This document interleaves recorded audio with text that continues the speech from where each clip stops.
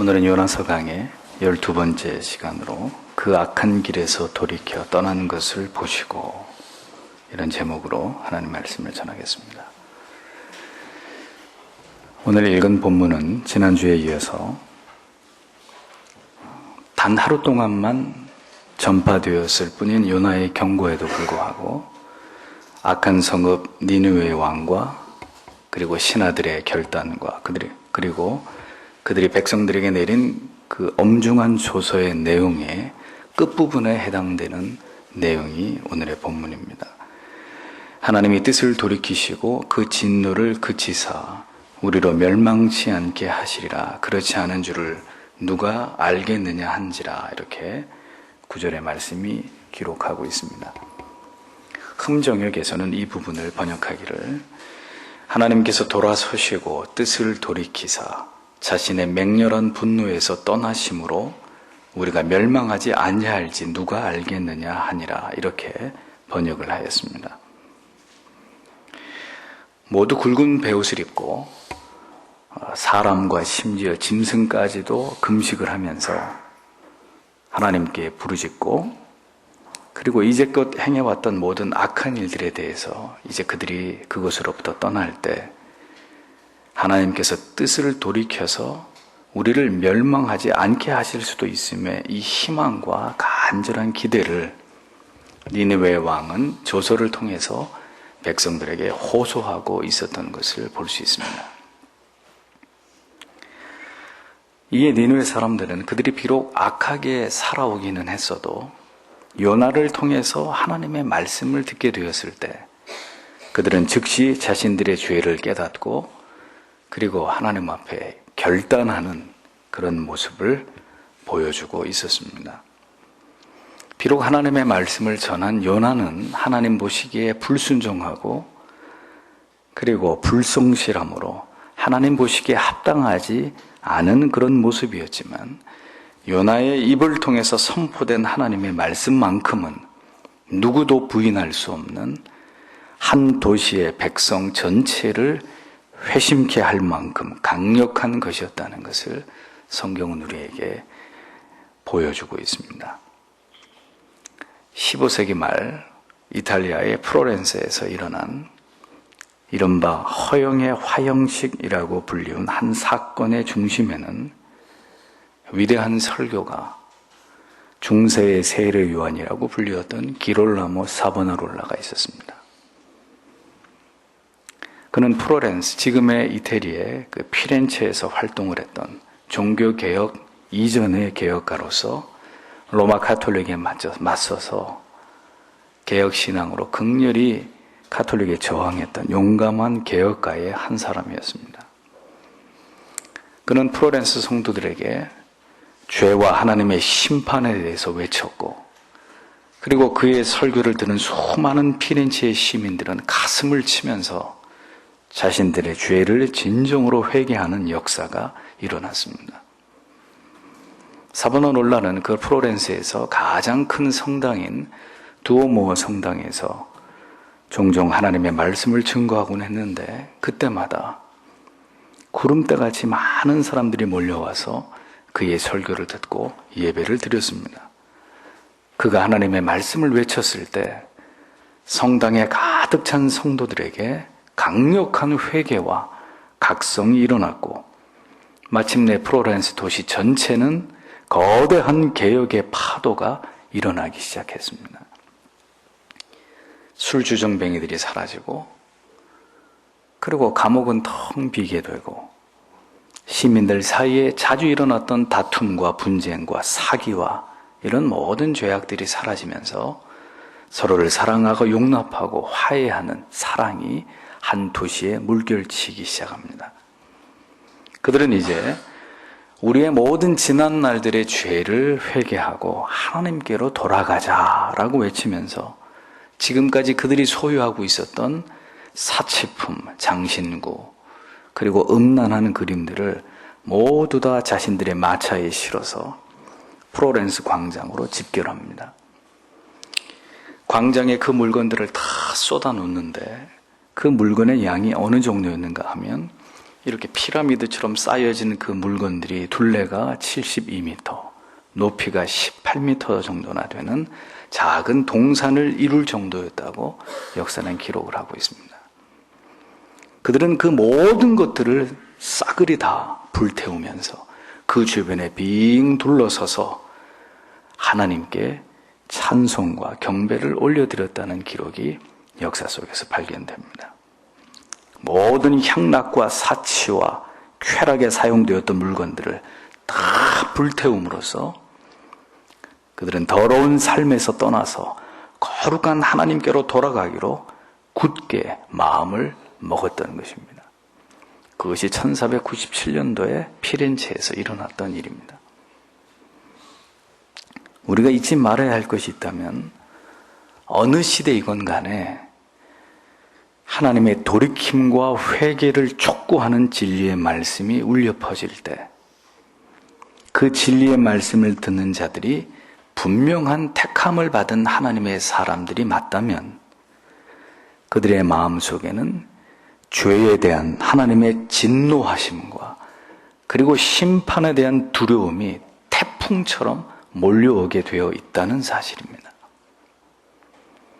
니느웨 성의 사람들은 바로 그 하나님의 지엄하신 말씀을 들음으로써 그들은 무조건적으로 철저한 자복과 회개를 통해서 그들은 지금 놀라운 영적인 각성과 부흥을 경험하고 있었던 것을 우리가 보게 되는 것이죠.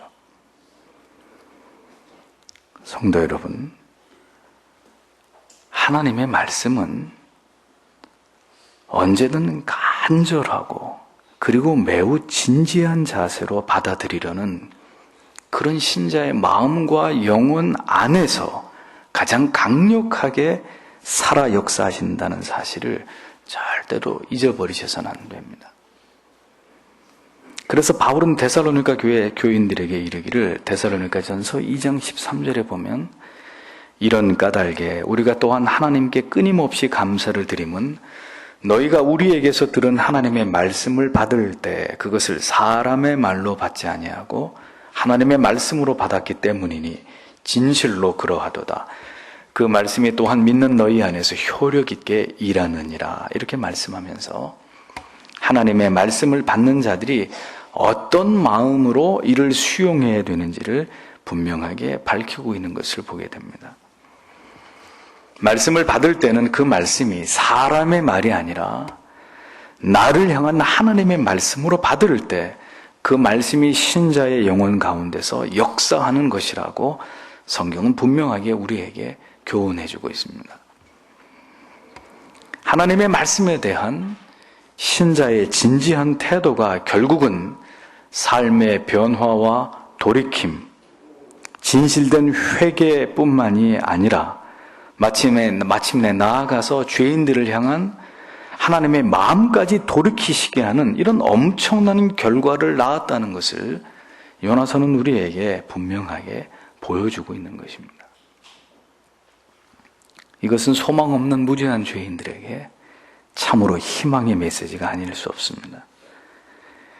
하나님의 말씀에 대한 죄인들의 반응에 하나님이 마음을 움직이시고 그 하나님의 마음을 돌이키게까지 하신다는 것은 이것은 보통 일이 아닙니다.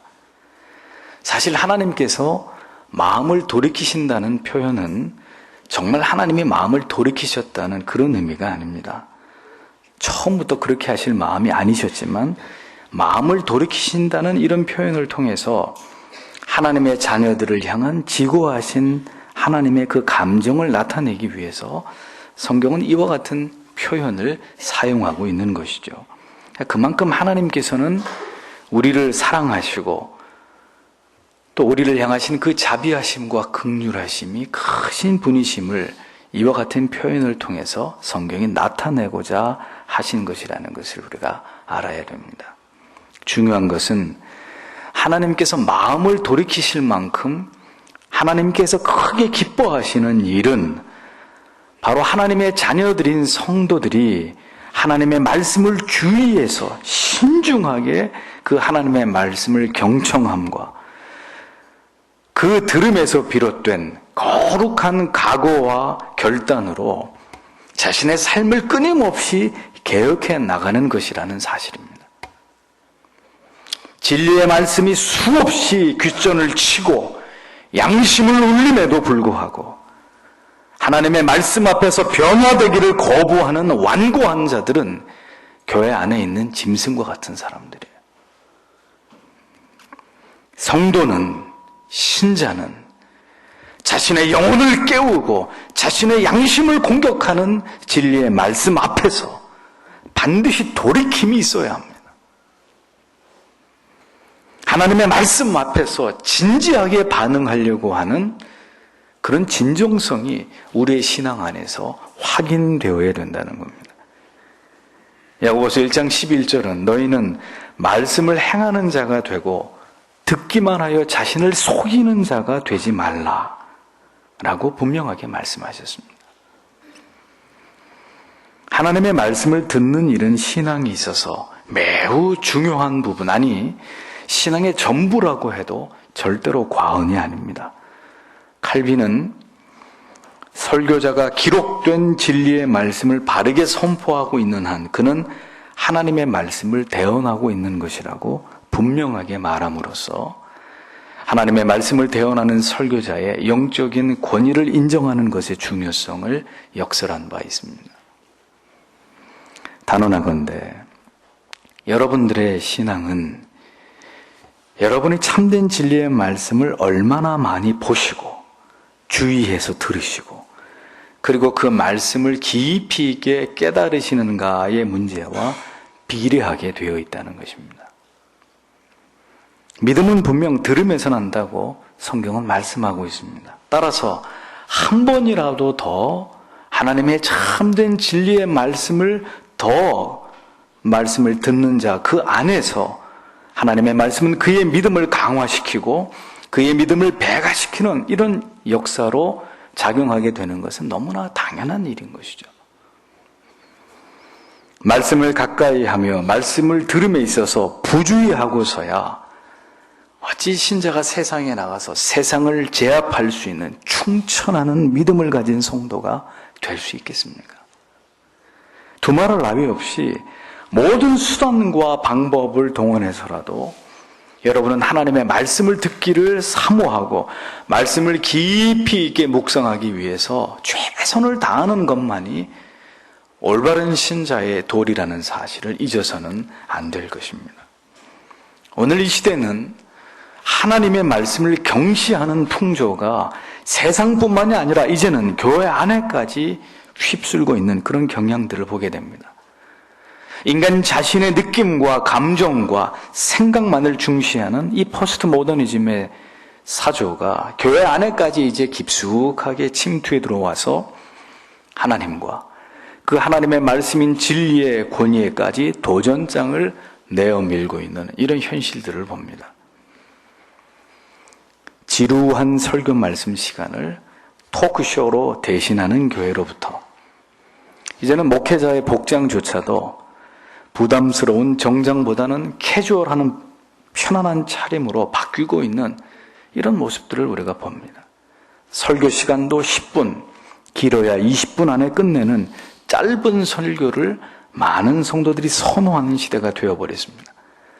지루하고 재미없는 하나님의 말씀은 최대한 짧게 넘어가고 다른 볼거리, 다른 들을 거리들, 사람의 감정에 깊이 호소하면서 우리의 마음의 카타르시스를 느끼게 해주는 어떤 이런 감성적인 찬양, 그리고 교회가 보여주는 다채로운 어떤 이벤트, 그리고 세련된 문화 행사들로 그저 우리를 즐겁게 해주기만을 바라는 이런 그릇된 성도들의 기대와 정서가 교회를 지배하는 이런 시류들을 보고 있습니다. 그리고 이에 부응하려는 교회의 가상한 노력이 합쳐지면서 그야말로 교회는 온통 인본주의의 왕국을 만들어가고 있는 것이 이 시대에 적지 않은 교회들의 단면도라는 겁니다. 자신의 죄를 찌르고 자신 안에 있는 무지를 들추어낼 때 하나님을 향한 경외감이 없는 신자들은 어떤 반응을 보이겠습니까? 하나님의 말씀에 동의할 수 있는 부분은 수용하지만 만약에 자신과 부딪히거나 자신을 찌르는 말씀에 대해서는 그 말씀에 대해서는 귀를 막아버리고 마음을 닫아버리고 나아가서는 설교자를 공격하는 이런 일들은 역사 속에서 하나님의 말씀에 대해서 끊임없이 대항해 오던 모든 사악한 죄인들의 공통된 모습이었다는 것을 우리는 기억해야 합니다. 그러니 그렇게 하나님의 말씀에 대한 거부감을 갖는 경박한 성도들이 과연 하나님의 진리의 말씀을 통해서 그들의 삶을 직시하면서 죄악된 길에서 돌이켜서 하나님 앞에 눈물을 흘리며 회개하는 역사가 과연 무엇을 통해서 어떻게 그런 일들이 일어날 수 있겠느냐는 겁니다. 하나님의 말씀을 우습게 여기고 설교자를 비웃으면서 자신을 향해 외치는 하나님의 준엄한 음성에 대항하고 반항하는 이런 기괴한 일들이야말로 오늘 이 시대 교회 안에 신자들 영혼 가운데 일어나고 있는 배교적 죄악들이라는 것을 여러분들은 기억하셔야 합니다. 성도는 하나님을 두려워할 줄 알아야 합니다. 그분의 말씀 앞에 두려워 떨 줄 알아야 합니다. 오늘 본문을 보십시오. 본문에서 그 진노를 그치사로 번역된 히브리말 니함이라는 단어와 또 뜻을 돌이키시고로 번역된 와힌나햄이라는 단어들, 모두 나함이라는 단어를 어원으로 두고 파생된 단어들입니다. 이 나함이라는 단어에는 감정적인 요소가 포함이 되어 있습니다. 따라서 한글 번역으로는 하나님께서 후회하셨다라고 번역될 수가 있습니다. 하지만 하나님께서는 하나님의 속성상 그분은 결코 후회하시지 않으시는 하나님이시기 때문에 하나님께서 그 마음을 누그러뜨리셨다로 번역함이 적합하다고 할 수 있습니다. 다만 인간이 보기에 하나님의 이러한 마음의 감정의 변화가 마치 하나님께서 후회하시는 것처럼 여겨지기에 후회하셨다라는 표현도 고려할 수는 있지만 이는 결코 후회가 없으신 하나님의 속성에 위배되는 것입니다.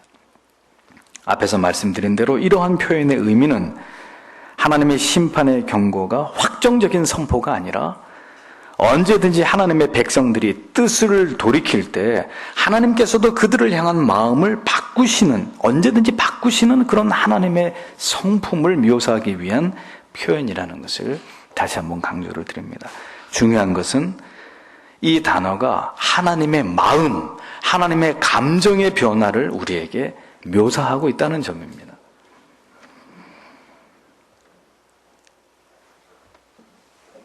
항상 사랑하는 사람은 그 사랑을 주는 대상의 반응에 따라서 그의 마음이 약해지고 흔들릴 수밖에 없습니다. 아침에 화를 내고 출근을 하는 딸 때문에 하루 종일 우울한 것은 딸이 아니고 그 딸을 지극히 사랑하는 어머니입니다. 왜 그럴까요? 그 딸은 어머니에게 있어서 전부이기 때문입니다.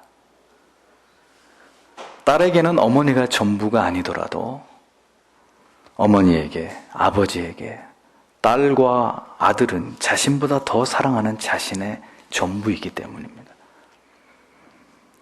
언제나 더 많이 사랑하는 사람이 더 많이 상처받게 되어 있는 것입니다. 부모님들은 늘 자녀들에게 상처를 받는 쪽일까요? 상처를 주는 쪽일까요? 우리의 자녀들에게 물어보면 당연히 부모님이 상처를 주는 쪽이라고 대답을 하겠지만 그것은 자녀들이 장성해서 그들도 부모가 되어봐야 그것이 아니라는 것을 느끼게 될 것입니다. 자녀들에게 혹 상처가 될까 함부로 말하지 못하면서 그러나 자녀들이 툭 하고 쏘아대는 말에는 쉽게 마음이 상하시는 분들이 부모님들입니다. 물론 그렇지 않은 자녀들에게 폭권과도 같은 그런 부모님들도 계시기는 하지만 그런 경우를 제외한다면 언제나 더 많은 사랑을 주는 부모의 마음이 더 여리고 약하기 마련입니다. 더 많이 사랑하는 사람이 사랑을 받는 사람보다 그 마음이 더 언제나 약한 법이라는 거예요.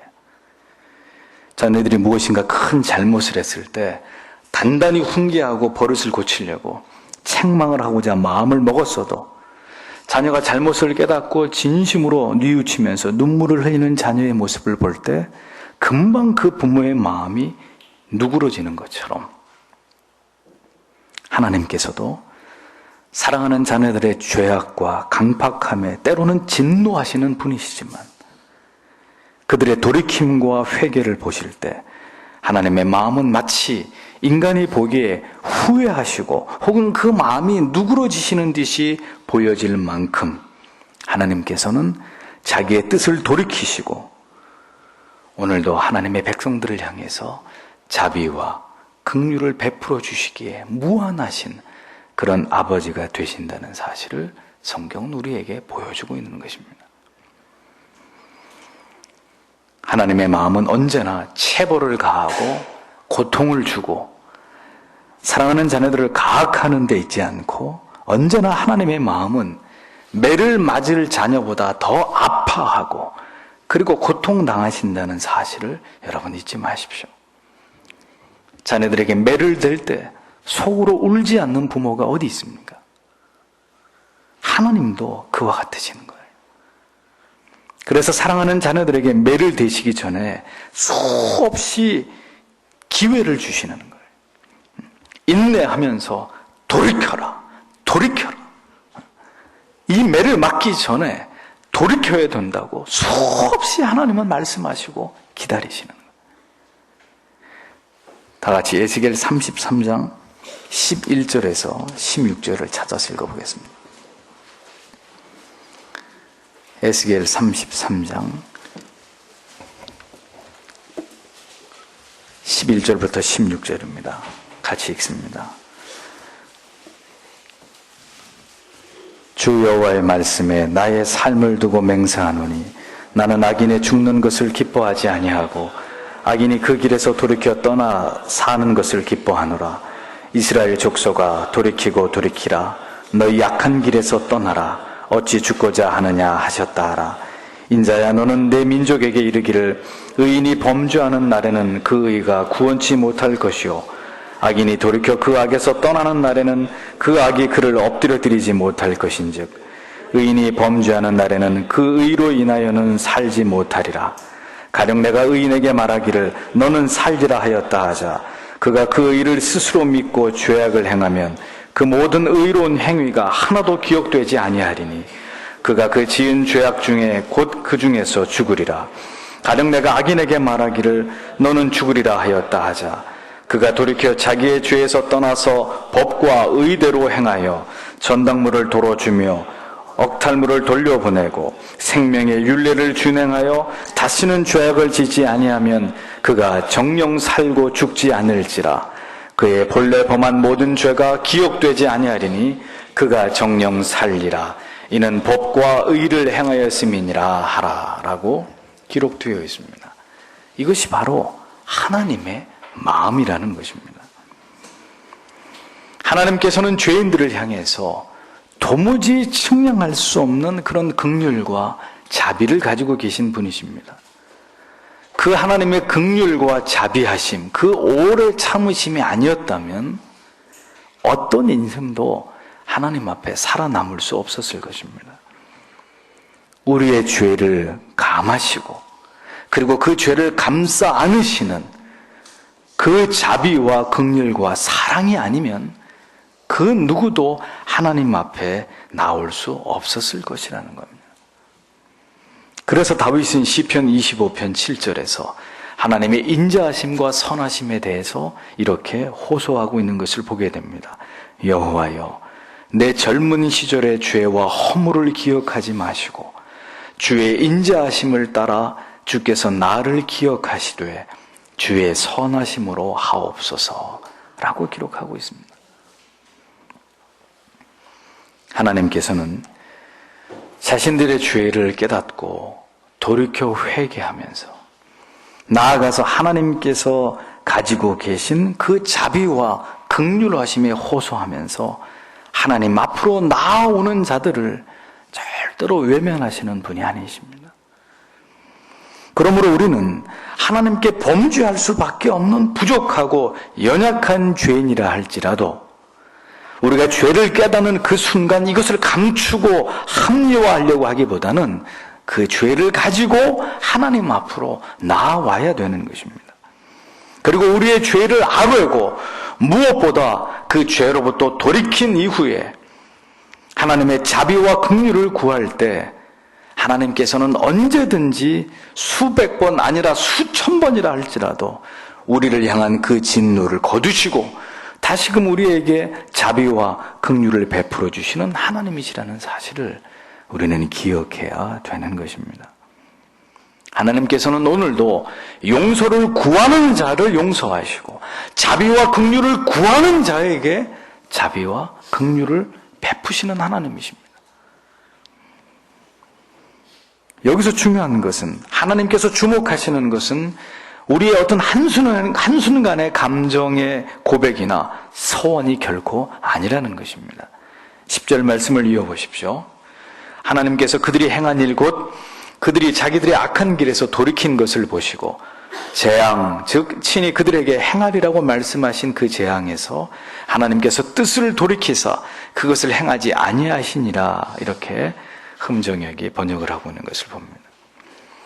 하나님이 그들이 행한 것, 곧 그 악한 길에서 돌이켜 떠난 것을 감찰하시고 이렇게 기록을 하고 있습니다. 하나님께서 보신다고 했습니다. 무엇을 본다는 얘기예요? 그들이 행한 것, 그게 뭡니까? 악한 길에서 돌이켜 떠난 것을 하나님이 보신다고 했습니다. 진정한 회개는 돌이킴, 내 삶과 행위와 내 마음의 돌이킴을 하나님께 보여드리는 것입니다. 에베소서 4장 28절에 말씀하시기를 도둑질하는 자는 다시 도둑질하지 말고 돌이켜 가난한 자에게 구제할 수 있도록 자기의 손으로 수고하여 선한 일을 하라. 또 무릇 더러운 말은 너희 입 밖에도 내지 말고 오직 덕을 세우는 데 소용되는 대로 선한 말을 하여 듣는 자들에게 은혜를 끼치게 하라. 이렇게 말씀하고 있는 것을 볼 수 있습니다. 도둑질을 하던 자가 정말 회개하고 새로운 사람이 되었다는 것은 이제 도둑질을 그만하는 것, 그것으로 끝나는 문제가 아닙니다. 도둑질을 하던 그 손으로 이제 어려운 사람을 돕기 위해서, 가난한 사람을 돕고자 하는 그 선한 목적으로 그 도둑질하던 손으로 이제는 수고하면서 선한 일을 하는 것, 거기까지가 도둑질을 일삼는 사람이 회개하는 것이라고 성경은 말씀하는 거예요. 거기까지라는 거예요. 더러운 말, 즉 남을 폄하하고 이간하고 헐뜯고 흉을 보는 이런 죄를 범한 사람이 일단은 그것으로부터 돌이킵니다. 돌이켜서 그때부터 이제 침묵을 합니다. 그러면 그런 말을 하지 않는 것으로 회개의 전부가 끝나는 것이냐? 그것이 아니고, 그렇게 남에 대해서 비판하기 좋아하고 정죄하기 좋아하고 판단하기를 좋아하던 그 입술로 이제는 힘써서 덕을 끼치는 말, 칭찬하고 축복하고 격려하는 이런 선한 말을 하면서 은혜를 끼치는 데까지 나아가야 그 사람은 적어도 성경이 말씀하고 있는 진정으로 회개한 사람이다 라고 말할 수 있다는 것입니다. 돌이킨 자가 그 악으로부터 돌이켜서 이제 더 적극적으로 선을 행하지 않으면 그것은 온전한 회개일 수 없다는 것이 성경의 가르침입니다. 소극적인 선행은 선행이 조금 모자라는 것이 아니라 선행 그 자체가 아니라는 거예요. 성경에서 회개는 이렇듯 구체적인 그리고 실제적인 결단, 그리고 이어지는 결연한 행동까지 완전히 변화된 모습을 우리에게 요구하고 있습니다. 우리의 다짐은 말로만 끝이 나는 경우들이 너무 많이 있습니다. 그렇게 하겠다고 말하지만 그것을 실행하는 데까지는 또 상당히 긴 시간이 걸립니다. 이제 도둑질을 끊고 새 사람이 되어야지 라고 다짐만 하고 아무것도 하지 않고 있는 상태는 아직 온전한 돌이킴이 아닌 것이에요. 더러운 말을 하지 말아야지 하고 다짐하고 벙어리가 되어 있는 것은 온전한 회개가 아니라는 것입니다. 그 다음으로 보다 적극적으로 변화된 행동과 모습으로 열매가 나타나야 하나님께서 인정해 주시는 회개이고 돌이킴이라는 것입니다. 이것을 돌이킴으로 인정해 주시겠다는 것입니다. 완전한 결별, 단절, 철저한 돌이킴의 행실이 회개에 합당한 열매로 나타나야 하나님께서 그 모든 것을 보시고 비로소 당신이 새로워졌다는 사실을 하나님이 인정해 주시는 것이라는 겁니다. 하나님은 다 보고 계십니다. 그분은 다 알고 계십니다. 저는 이 말이 너무 두렵습니다. 하나님께서 모든 것을 보고 계시고 듣고 계시고 알고 계신다는 것. 그냥 한순간 스쳐 지나가는 마음과 말뿐인지 아니면 정말 돌이키기 위해서 몸부림을 치고 있는지 하나님께서 그 모든 것을 보시고 하나님께서 그 모든 것을 판단하시고 감찰하시고 그 중심을 꿰뚫어 보시고 그리고 난 다음에 이후에 하나님께서 여러분들 향해 품었던 뜻을 하나님이 돌이키신다는 거예요. 하나님께서는 결코 여러분들에게 속아 넘어가시는 분이 아닙니다. 진실로 돌이켰는지 돌이키는 척 한 것뿐인지 모두 알고 계십니다. 다 알고 계십니다. 숨길 수 없어요. 온 마음과 뜻을 다해서 우리가 이전의 삶에서 행했던 그 죄의 습관과 연약함으로부터 돌이킬 때 하나님께서 이것을 보시고 그것을 보시고 하나님도 하나님의 마음을 돌이키시겠다고 성경은 말씀해 주고 있는 것입니다. 어떤 뜻을 돌이키시겠다는 겁니까? 재앙, 그들에게 내리기로 했던 재앙을 하나님이 처리하시겠다는 거죠. 용서를 선언하시는 것입니다. 왜 성도들에게 온전한 회복이 일어나지 않는 것일까요? 왜 우리는 예수를 믿는데도 온전한 사유하심의 기쁨을 우리는 누리지 못하고 있는 것일까요? 그것은 완전한 돌이킴의 결단과 그리고 이어지는 그 결단의 행위의 결과가 우리 안에는 현저히 부족하기 때문입니다. 개가 토한 것을 도로 먹듯이 우리는 손쉽게 그 악한 습관으로 돌아가 버리고 그것으로부터 완전히 결별하지 못하기 때문에 궁극적으로 우리의 영혼이 하나님이 우리에게 주시는 하늘의 능력과 권세를 힘입고 성령이 우리의 마음에 부어주시는 하늘로부터 임하는 놀라운 위로와 충만한 마음의 평강들을 우리가 이 땅에서 확고히 누리지 못하고 살아가는 것입니다. 완전한 회복, 완전한 용서, 완전한 회개는 과거와의 완전한 결별, 단절, 완전한 돌이킴을 전제로 하는 것입니다. 그것이 선행되지 않는 한 여러분들을 징계하시고자 하시는 하나님의 뜻의 돌이킴은 일어나지 않는 거예요. 어중간한 자세가 문제입니다. 항상 차든지 덥든지 해야 되는데 흰색이든지 검정색이든지 해야 되는데 미지근한 게 문제고 회색이 문제란 말이에요. 회색지대에 오래 머무실수록 여러분들의 영혼과 양심의 고통도 길어질 수밖에 없는 것입니다. 하나님의 인내의 한계도 점점 다가올 수밖에 없는 거예요. 하나님의 진노를 멈추게 하는 것, 신자들의 진실된 회개와 돌이킴의 각오와 결단, 그리고 변화된 삶, 그것뿐입니다. 오늘 한국교회가 다시 재건될 수 있는 길은 즉시 우리가 하나님 앞에 저지른 모든 성경에서 떠난 일들을 회개하고 거기서 돌이키는 것입니다. 즉시 성경으로 돌아가는 것입니다.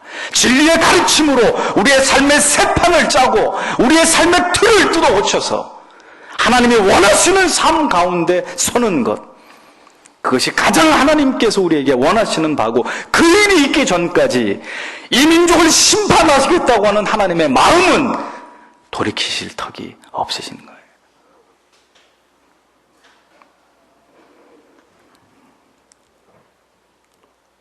그 악한 길에서 돌이켜 완전히 결별하고 떠나는 것까지가 회개입니다.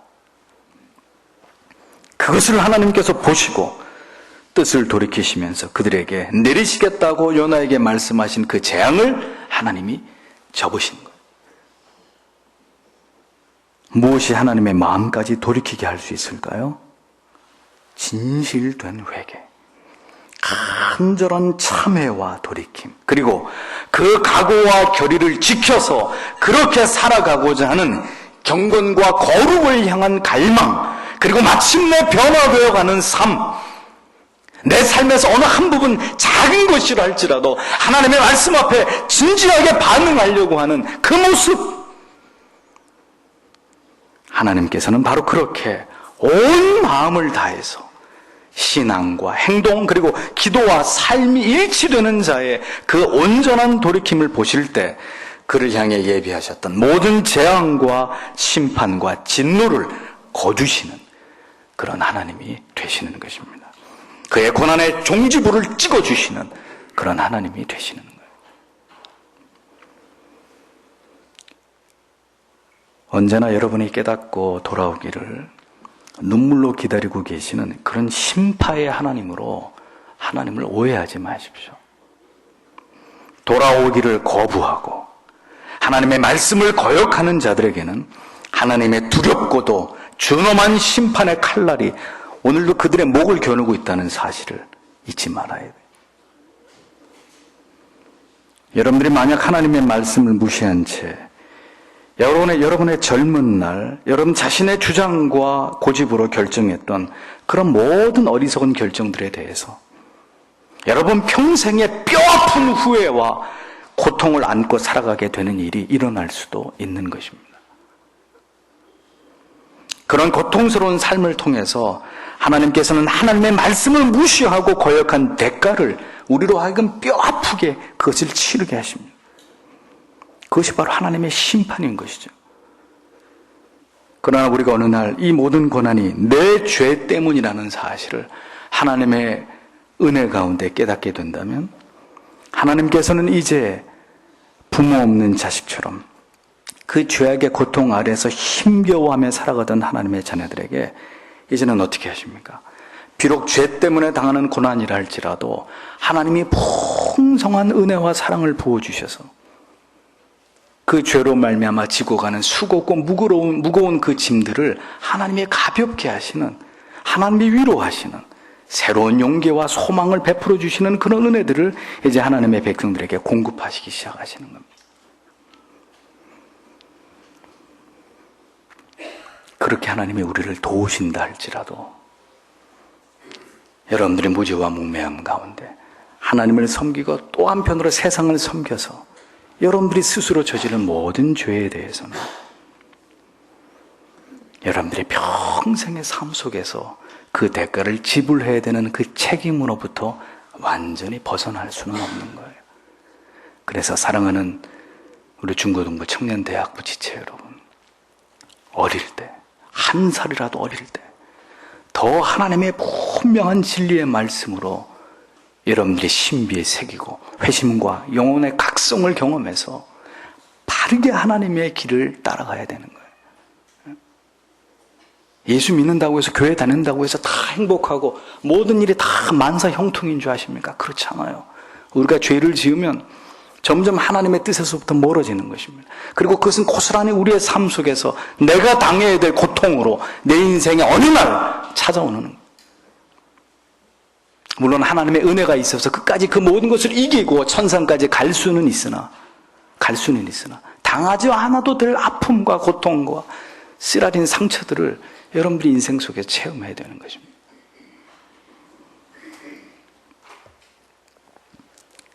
사랑하는 성도 여러분, 죄를 범하여 하나님과 영원히 원수된 우리를 위해서 먼저 손을 내밀어 주신 분은 하나님이십니다.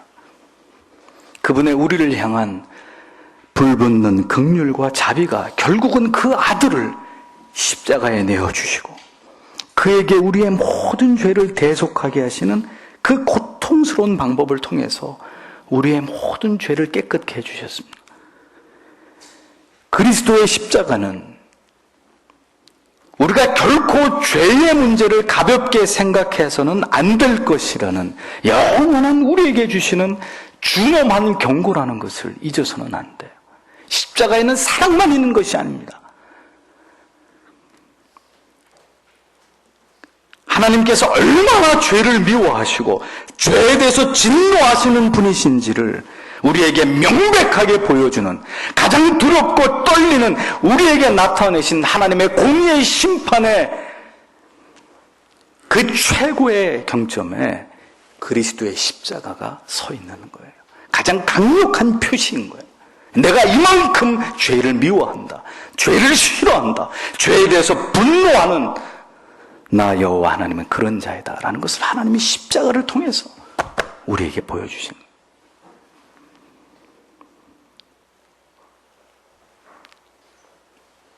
우리가 무지할 때, 우리가 죄 가운데 있을 때는 마음대로 죄를 범하면서 죄 아래 살았어도 어떻게 됐습니까? 하나님의 강권적인 부르심으로 아무런 조건 없이 공로 없이 우리가 구원을 받았습니다. 그러나 이제 그렇게 그리스도의 대속의 은혜로 우리가 죄인인 것을 철저하게 깨닫고 그리스도를 구주로 믿고 그리고 회심을 경험한 하나님의 자녀가 되었다면 이제는 죄에 대해서 달리 생각하셔야 됩니다. 달리 생각하셔야 돼요. 무지함 가운데 하나님에 대해서 모를 때는 마음대로 죄 지으면서 살았어요. 그래도 하나님이 우리를 택하신 하나님의 자녀에게 관계없이 우리가 과거에 어떤 죄를 지었어도 하나님이 우리를 구원해 주셨어요. 그러나 내가 어떻게 해서 받은 구원인지를 뼈저리게 깨달은 성도는 이제 죄에 대해서 이전처럼 생각하셔서는 안 돼요. 절대로 죄를 우습게 봐서는 안 됩니다. 내 죄 때문에 어떤 대가를 치르셨는지를 모르고 죄를 짓는 자의 죄를 다루시는 것과 내 죄 때문에 아들을 버리시기까지 그렇게 우리를 사랑하신 그 사랑으로 나의 죄값을 치르게 하신 하나님의 공의와 그 끝없는 사랑을 알고도 죄를 밥 먹듯이 짓는 신자의 죄를 하나님은 결코 동일하게 다루시지 않는단 말입니다. 하나님을 우습게 여겨서는 안 됩니다. 그분의 인내를 시험하지 마십시오. 마침내 하나님의 인내의 시간이 다다르고 심판의 칼이 당신에게 떨어질 때 당신을 삼키기 위해 영원한 지옥의 불못이 입을 열 것이고 결국 당신은 그 가운데 던져진 채로 끝도 없는 고통 속에서 하나님의 말씀을 무시하며 살아온 그 수많은 하나님이 주신 기회들을 저버린 그 처절한 대가를 그곳에서 지불하게 될 수도 있다는 것을 잊어서는 안 돼요. 저는 이 안에 계신 여러분 모두가 천국에 간다고 믿지 않습니다. 이 자리에 계신 모든 분들이 다 구원받아서 천국에 간다고 목사의 양심으로 그렇게 말씀드릴 수 없습니다. 그러므로 하나님의 말씀의 경고가 그곳 니느웨에서 그리고 바로 지금 이 자리에서 하나님의 자녀들을 향해 선포될 때 더 지체하지 마시고 그 악한 길에서 속히 돌이켜서 떠나셔야 되는 거예요. 그것만이 우리가 하나님 앞에서 다시 사는 길이라는 것을 잊지 마시길 바랍니다. 하나님의 마음을 돌이키시게 할 수도 있고 하나님의 마음에 불붙는 진노를 일으키시기도 할 수 있는 그들은 곧 그토록 하나님께서 사랑하신 하나님의 자녀들인 바로 오늘 이 자리에 계신 여러분들이시라는 것을 잊지 마십시오. 하나님께서 그렇게 돌이킬 수 있는 은혜를 저는 여러분 모두에게 허락해 주시기를 간절히 기도합니다. 오늘도 말할 수 없이 크신 하나님의 은총이 이 말씀을 들으시는 모든 성도님들 가운데 충만하게 되시기를 바랍니다. 기도하겠습니다.